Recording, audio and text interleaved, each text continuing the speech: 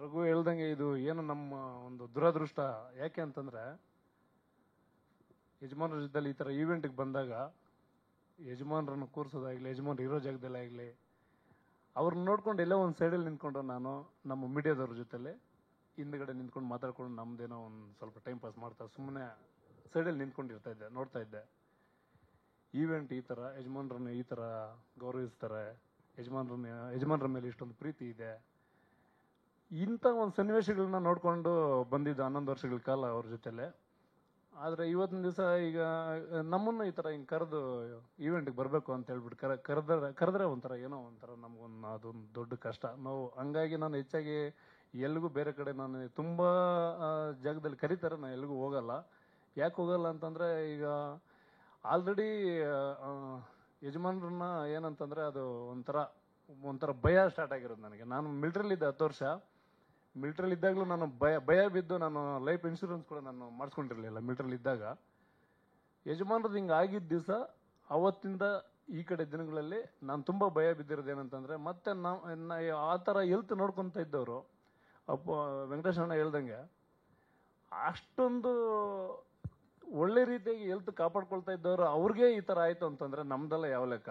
ನಮ್ದು ನಾವು ಏನಿದೆ ಮಲಗಿದ್ರೆ ಒಂಥರ ಗಾಬರಿ ಆಗಿ ಎದ್ದೇಳೋ ಥರ ಆಗ್ತಿತ್ತು ಸುಮಾರು ರಾತ್ರಿಗಳು. ನಾವು ಎದ್ದೇಳ್ತೀವೋ ಇಲ್ಲೋ, ಎಚ್ಚರ ಆದರೆ ಪರವಾಗಿಲ್ಲ ಎದ್ದಿದ್ದೀನಿ ನಾನು, ಇದೇ ರೀತಿನೇ ನನಗೆ ಅನಿಸ್ತಾ ಇತ್ತು. ಮಲಗಿದ್ರೆ ನನಗೆ ಗೊತ್ತಿಲ್ಲ, ಎಚ್ಚರ ಆದಾಗ ಇದ್ದೀನಿ ಬದುಕಿದ್ದೀನಿ ಅನ್ನೋ ಥರ. ಆ ಒಂದು ದಿನಗಳನ್ನ ತುಂಬ ಕಷ್ಟಪಟ್ಟು ಇಲ್ಲಿವರೆಗೂ ಬಂದಿದ್ದೀವಿ. ಅದೆಲ್ಲ ಇರಲಿ, ಈಗ ಆಲ್ರೆಡಿ ಸ್ಕ್ರೀನ್ ಮೇಲೆ ತೋರಿಸ್ಬಿಟ್ಟು ಸಿಕ್ಕಾಪಟ್ಟೆ ಭಯ ಹುಡ್ಸ್ಬಿಟ್ರು ಬಸವರಾಜ್ ಸರ್. ಮೊದಲನೇದಾಗಿ ಹೇಳ್ಬೇಕಂತಂದ್ರೆ ಬಸವರಾಜ್ ಸರ್ಗೆ ತುಂಬ ಧನ್ಯವಾದ. ಯಾಕಂತಂದ್ರೆ ಒಬ್ಬ ಅಭಿಮಾನಿಯಾಗಿ ನೀವು ಅವ್ರಿಗೆ ದೊಡ್ಡ ಅಭಿಮಾನಿಯಾಗಿ ನಾನು ಕೆಲಸಕ್ಕೆ ಸೇರೋಕೆ ಮುಂಚೆನೇ ನೀವು ಯಜಮಾನರನ್ನು ಭೇಟಿ ಮಾಡಿದ್ದೀರಾ, ಅದು ನನಗೆ ಸಂತೋಷ. ನೀವೊಬ್ಬರು ಅಭಿಮಾನಿಯಾಗಿ ಅಭಿಮಾನಿಗಳಿಗೋಸ್ಕರ ಅಭಿಮಾನಿಗಳಿಗೆ ಅಪ್ಪಾಜಿ ಹೇಳಿದ್ದು ನಮ್ಮ ಮನೆ ದೇವರು ಅಂತ ಅಪ್ಪಾಜಿ ಅಭಿಮಾನಿಗಳಿಗೆ ಹೇಳ್ತಾ ಇದ್ರು. ಆದರೆ ಅಭಿಮಾನಿಗಳಿಗೆಲ್ರಿಗೂ ಮನೆ ದೇವರು ಅಪ್ಪು ಸರ್ ಆದರು. ಅಂತ ಅಪ್ಪು ಸರ್ಗೆ ಅಭಿಮಾನಿಗಳಿಗೋಸ್ಕರ ಇಂಥ ಒಂದು ಮೂವಿ ಮಾಡಿದಿರ.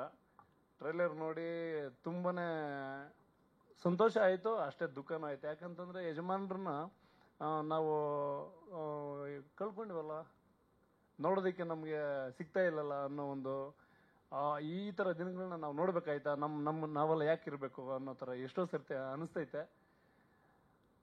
ನೀವಂತೂ ಖಂಡಿತ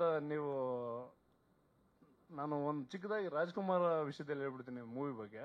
ಸಂತೋಷ್ ಆನಂದರಾಮ್ ಸರ್ ಮುಗಿದ ಮೇಲೆ ಮೂವಿ ಚಲಪತಿ ಹೆಂಗಿದೆ ಅಂತಂದ್ರು ರಿಲೀಸ್ ಆಗಿದ್ದ ದಿವಸ. ನಾನು ಅದನ್ನೇ ಹೇಳಿದೆ, ಏನಂತಂದ್ರೆ ಸಂತೋಷ್ ಸರ್ಗೆ, ಅಣ್ಣ ಯಜಮಾನ್ರದ್ದು ದಿನನಿತ್ಯ ನಡೀತಾ ಅವ್ರ ಜೊತೆಲಿ ಏನಿದ್ದೀವಿ ಅವ್ರನ್ನ ನಾವು ನೋಡ್ತಾ ಇರ್ತೀವಿ, ಅದನ್ನ ಇವತ್ತು ಸ್ಕ್ರೀನ್ ಮೇಲೆ ನೋಡಿದೀವಿ ಅಂತ ಹೇಳ್ದೆ. ನಂದು ಸಿನಿಮಾದ ರಿವ್ಯೂ ನಾನು ಅದನ್ನ ಹೇಳಿದೆ. ನಿಮ್ಮ ಸಿನಿಮಾಗೆ ನಾನೇನು ಹೇಳ್ತೀನಿ ಅಂದ್ರೆ, ಒಬ್ಬ ಅಭಿಮಾನಿ ಇವತ್ತಿನ ದಿವಸ ಯಜಮಾನ್ರನ್ನ ಎಷ್ಟು ಜನ ನೋಡಿದೀವಿ, ನೋಡಿರೋರ್ಗು ಎಷ್ಟು ಕಷ್ಟ ಆಗುತ್ತೆ, ನೋಡಿದಿರೋರ್ಗು ಅಷ್ಟೇ ಕಷ್ಟ ಆಗುತ್ತೆ ಇವತ್ತಿನ ದಿವಸ. ಯಾಕಂತಂದ್ರೆ ನಾವು ಅಂತ ಪುಣ್ಯವಂತರನ್ನ ನಾವು ನೋಡಿಲ್ಲಲ್ಲಪ್ಪ ಅಂತ ಎಷ್ಟು ಕಷ್ಟಪಡ್ತಾರೆ. ಅದೇ ನಾವು ನೋಡಿರೋರ ಜೊತೆಲಿದ್ದವ್ರಿಗೆ ನಮ್ಗೇನು ಅನ್ಸುತ್ತೆ, ಅಂತ ಪುಣ್ಯಾತ್ಮನ ನಾವು ಕಳ್ಕೊಂಡು ಇವತ್ತಿನ ದಿವಸ ನಾವು ಬದುಕಿದ್ದೀವಲ್ಲ. ಇದು ಎರಡೂ ಸೇಮ್ ಕಷ್ಟ, ನೋಡಿರೋರ್ಗೂ ಒಂದೇ ಕಷ್ಟ, ನೋಡಿದಿರೋರ್ಗೂ ಒಂದೇ ಕಷ್ಟ. ಆ ಸಿನಿಮಾದಲ್ಲಿ ನೀವು ತೋರಿಸಿದ್ದೀರಾ. ತುಂಬ ಒಳ್ಳೇದಾಗಲಿ ನಿಮ್ಮ ಟೀಮ್ಗೆ, ಎಲ್ರಿಗೂ. ಅಣ್ಣ ಬಗ್ಗೆ ಒಂದೆರಡು ಮಾತು ಹೇಳ್ಬಿಡ್ತೀನಿ. ನಾನು 2010-11ರಲ್ಲಿ ನಾನು ಇನ್ನೊಬ್ರು ಬಿಸ್ನೆಸ್ ಮ್ಯಾನ್ ಜೊತೆ ಡ್ಯೂಟಿ ಮಾಡ್ತಾ ಇರ್ಬೇಕಾದ್ರೆ, ನಾನು ನನ್ನ ಜೊತೆಲಿ ಸ್ನೇಹಿತರ ಜೊತೆಲಿ ನನ್ನ ಜೊತೆ ಡ್ಯೂಟಿ ಮಾಡ್ತಾ ಇದ್ರು. ಒಬ್ರು ಡ್ರೈವರು, ಒಬ್ರು ಗನ್ಮ್ಯಾನ್, ಇನ್ನೊಬ್ರು. ನಾವು 3 ಜನ ಒಟ್ಟಿಗೆ ಊಟಕ್ಕೆ ಹೋಗೋಣ ಅಂತ ತಾಜ್ ವೆಸ್ಟರ್ನ್ ಹೋಟ್ಲಿಂದ ಚಂದ್ರನ್ ಹೋಟ್ಲ್ ಕಡೆಗೆ ಹೋದ್ವಿ. ಅವಾಗ ಇನ್ನೂ ನಮಗೆ ಪರಿಚಯ ಇಲ್ಲ ಆ ಕಡೆಗೆ. ಹೋದ್ವಿ. ನಾನ್ ವೆಜ್ ಅಂದ್ರೆ ನಮಗೂ ಇಷ್ಟನೇ. ಸರಿ ಹೋಗ್ತೀವಿ. ನಾವು 3 ಜನ ಹೋಟ್ಲ್ ಒಳಗಡೆ ಹೋಗೋದಕ್ಕಿಂತ ಮುಂಚೆ ಹೋಗ್ಬಿಟ್ವಿ. ಅಲ್ಲಿ ಘಮ ಅಂತ ವಾಸನೆ ಬರ್ತಾ ಇದೆ, ತಿನ್ನೋದಕ್ಕೆ ಆಸೆ. ಆಮೇಲೆ ನಾವು ಯೋಚನೆ ಮಾಡ್ತಾ ಇದೀವಿ, ನಮ್ಮ ಹತ್ರ ದುಡ್ಡಿಲ್ಲ, 3 ಜನಕ್ಕೂ ಊಟ ಮಾಡೋಷ್ಟು ನಮ್ಮ ಹತ್ರ ದುಡ್ಡಿರ್ಲಿಲ್ಲ. ನಾವು ಸಫಾರಿ ಡ್ರೆಸ್ ಹಾಕೊಂಡು ಮಸ್ತಾಗಿ ಹೊಟ್ಬಿಟ್ಟಿದ್ವಿ. ಚಂದ್ರಣ್ಣ ಕುಂತಿದ್ರು. ಅವಾಗಿನ್ನೂ ನಾನು ಯಜಮಾನ್ರಿಗೆ ಪರಿಚಯ ಇಲ್ಲ, ಯಜಮಾನ್ರ ಮನೆ ಕಡೆ ಬಂದಿಲ್ಲ. ಆ ಒಂದು ಸಮಯದ ಮಾತು ಹೇಳ್ತಾ ಇದ್ದೀನಿ. ಯಾಕೆಂತಂದ್ರೆ ಇವತ್ತಿನ ದಿವಸ ಚಂದ್ರಣ್ಣ ಎಷ್ಟೊಂದು ಚಂದ್ರಣ್ಣನ ಬಗ್ಗೆ ಎಲ್ಲ ಮಾತಾಡ್ತಾರೆ, ಊಟದ ಬಗ್ಗೆ ಎಲ್ಲ ಮಾತಾಡ್ತಾರೆ ಎಲ್ಲ ಕಡೆ ನ್ಯೂಸಲ್ಲಿ. ಅದ್ರದ್ದು ಹಿಂದಿನ ದಿನಗಳದ ಬಗ್ಗೆ ನಾನು ಹೇಳ್ತೀನಿ. ನಾವು 3 ಜನ ಊಟಕ್ಕೆ ಹೋದಾಗ ನಿಂತ್ಕೊಂಡೇ ಇದ್ದೀವಿ, ಮಾತಾಡ್ತಾ ಇದ್ದೀವಿ ಒಬ್ರಿಗೊಬ್ರು. ಆಗ್ತೈತಾ 3 ಜನಕ್ಕೂ ಊಟ ಮಾಡಿದ್ರೆ ಪೇಮೆಂಟ್ ಮಾಡಕ್ ಆಗ್ತೈತಾ? ಚಂದ್ರಣ್ಣ ನಮ್ಮನ್ನು ಗಮನಿಸಿದಾರ. ಬರ್ರಪ್ಪ, ಬರ್ರಿ ಸರ್. ಏನ್ ಸರ್, ಯಾಕೆ ಸರ್ ಅಂತ.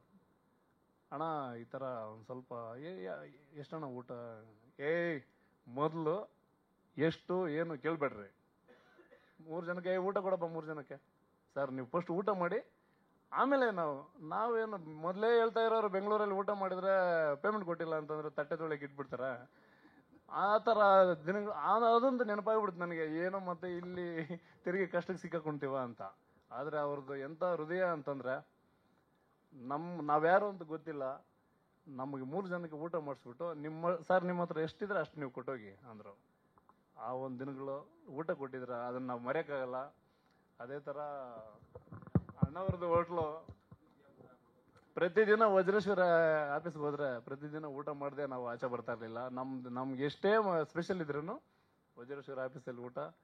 ಅವತ್ತಿನ ಹಿಂದಿನ ದಿವಸದ್ದು ಹೇಳಿದ್ರು, ಅವತ್ತು ಹೋಗಿ ಅದು ಗೊತ್ತಿಲ್ಲ ಅವ್ರಿಗೆ ಅದು ಯಾವ ತರ ಏನು ಅಂತಂದ್ರೆ, ಊಟಕ್ಕೆ ನಾನೇ ಬರ್ತಾ ಇದ್ದೀನಿ ಅಂದ್ಬಿಟ್ಟು ಮೇಡಮ್ಗೆ ಫೋನ್ ಮಾಡಿ ಹೇಳಿದ್ರು. ಮೇಡಮ್ ವಜ್ರೇಶ್ವರ ಆಫೀಸಲ್ಲಿ ಇದ್ರು, ನಾನೇ ಬರ್ತಾ ಇದ್ದೀನಿ ಅಲ್ಲಿಗೆ ಊಟಕ್ಕೆ ಬಂದ್ಬಿಡ್ತೀನಿ ಅಂತ ಹೇಳಿದ್ದಕ್ಕೆ, ತಿರುಗಿ ಬಾಸ್ಗೆ ಏನ್ ಬೇಕೋ ಅದನ್ನ ಇವ್ರಿಗೆ ಫೋನ್ ಮಾಡ್ಬಿಟ್ಟು ಆ ಊಟದ ಜೊತೆಗೆ ಅದನ್ನ ಕಳ್ಸಿಕೊಟ್ಬಿಡು ಅಂತ ಹೇಳಿ ಹೋದ್ವಿ. ಊಟ ಮಾಡಿದ್ವಿ. ಎಲ್ಲಾರ್ಗು ಆಫೀಸಲ್ಲಿ ಕರೆದು ಮಾತಾಡಿಸಿ, ಬಜರಂಗಿ 2 ರಿಲೀಸ್ ನಾಳೆ ದಿವಸ ಎಲ್ಲಾ ಡಿಸ್ಟ್ರಿಬ್ಯೂಟರ್ಸ್ ಎಲ್ಲ ಬಂದಿದ್ದಾರೆ, ಅವ್ರಿಗೆಲ್ಲ ಮಾತಾಡಿಸಿ ಜೇಣ ಆಫೀಸ್ಗೆ ಹೋಗ್ಬಿಟ್ಟು ಎಲ್ರಿಗೂ ಭೇಟಿ ಮಾಡಿ, ಇವ್ರಿಗೂ 4 ಮಾತು ಮಾತಾಡಿಸಿ ಫೋಟೋ ಕೂಡ ತೆಗೆಸ್ಕೊಂಡಿದ್ದಾರೆ. ಲಾಸ್ಟ್ ಫೋಟೋ ಇದು ಕರೆಕ್ಟ್ ಅಲ್ಲ? ಖಂಡಿತ. ಈ ತರ ಒಂದು ವ್ಯಕ್ತಿ ಅವರು ದೇವರಾಗೆ ಬಂದಿರೋದು ಅದು. ಯಾಕಂತಂದ್ರೆ ಇವತ್ತಿನ ದಿವಸ ನಾವ್ ಎಷ್ಟೇ ಮಾತಾಡ್ಬೋದು ಅವ್ರ ಬಗ್ಗೆ, ನಾವು ಅವ್ರ ಜೊತೆಲಿ ಇದ್ದಾಗ ಆ ಒಂದು ಇದ್ದ ದಿನಗಳು, ಅದು ಪ್ರತಿಯೊಂದು ಸಮಯ ನಮ್ಗೆ ಅನಿಸ್ತಾ ಇತ್ತು, ಈ ತರ ಬೇರೆ ಎಲ್ಲೂ ಇಲ್ಲ, ಯಾರು ಇಲ್ಲ. ಇವ್ರ ತರ ಒಂದು ಬೆಟ್ಟ ಹತ್ಬೇಕಾದ್ರೆ ಆಗ್ಲಿ, ಒಂದು ರನ್ನಿಂಗ್ ಮಾಡ್ಬೇಕಾದ್ರೆ ಆಗ್ಲಿ, ಯಾವ ತರ ಮಾಡ್ತಿದ್ರು, ಯಾವ ತರ ಇದ್ರು ಅಂತಂದ್ರೆ, ಸಿಕ್ಕಾಪಟ್ಟೆ ನಮಗ್ ಸುಸ್ತಾದ್ರೆ ಕೂಡ ಆರಾಮಾಗಿ ಮಾತಾಡ್ತಾನೆ ಬೆಟ್ಟ ಹತ್ತಾ ಇದ್ರು. ಅಷ್ಟು ಚೆನ್ನಾಗಿ ಆರೋಗ್ಯ ನೋಡ್ಕೊಂತ ಇದ್ದವ್ರಿಗೆ ಈ ತರ ಆಯ್ತು ಅಂತಂದ್ರೆ, ಇದು ಸಾವಲ್ಲ, ಇದು ದೇವರಾಗಿ ಬಂದ್ರು. ಅವ್ರ ಕರ್ತವ್ಯ ಏನಿದೆ, ಅವ್ರದ್ದು ಏನ್ ಕೆಲಸ ಇದೆಯೋ ಮುಗಿಸಿದ್ರು, ನಮ್ಗೆಲ್ಲ ಒಂದು ದಾರಿಯಾಗಿ ಹೋದ್ರು. ಅಷ್ಟೇ ಹೇಳೋದಕ್ಕೆ ಇಷ್ಟಪಡ್ತೀನಿ. ಅವ್ರ ಬಗ್ಗೆ ಅವ್ರನ್ನ ನೋಡ್ದಿರೋ ಇದ್ರೆ ಎಷ್ಟು ಕಷ್ಟ ಆಗುತ್ತೆ ಇವತ್ತಿನ ದಿವಸ. ಆ ಒಂದು ಲೈನಲ್ಲಿ ಮೂವಿ ಮಾಡಿದಾರೆ, ಅದ್ಭುತವಾಗಿ ಇರ್ತೈತೆ. ನಮ್ಮ ಕೈಯಲ್ಲಿ ಇವಾಗಲೇ ತಡ್ಕೊಳಕ್ ಆಗ್ತಾ ಇಲ್ಲ. ಯಜಮಾನ್ರಂದು ಒಂದು ಆ ಕೂಗು, ಅದು ಆ ನೋವು ಯಾರಿಗೂ ಬೇಡ. ಖಂಡಿತ ಎಲ್ರಿಗೂ ಒಳ್ಳೇದಾಗ್ಲಿ. ಬಸವರಾಜ್ ಸರ್ಗೆ ಮತ್ತೆ ಅವ್ರ ಟೀಮ್ಗೆ ಎಲ್ರಿಗೂ ಒಳ್ಳೇದಾಗ್ಲಿ. ಅದ್ಭುತವಾಗಿ ಮೂಡಿ ಬರ್ತೈತೆ. ನಾನು ಮೊನ್ನೆನೇ ಹೇಳ್ದೆ ಫೋನಲ್ಲಿ, ಇವತ್ತಿಂದ ಇದು ಯುಗಾದಿ ಹಬ್ಬ ಇವತ್ತಿಂದ ಸ್ಟಾರ್ಟ್ ಆಗುತ್ತೆ ನಿಮ್ಮ ಮೂವಿಗೆ ಅಂತ ಹೇಳಿದ್ದೀನಿ. ಅದೇ ತರ ಆಗ್ಲಿ. ಖಂಡಿತ ಸರ್, ನಿಮ್ಮ ಟೀಮ್ಗೆಲ್ಲ ಒಳ್ಳೇದಾಗ್ಲಿ. Thank you sir. ಒಳ್ಳೇದಾಗ್ಲಿ. ನಮಸ್ತೆ. ಒಳ್ಳೇದಾಗ್ಲಿ.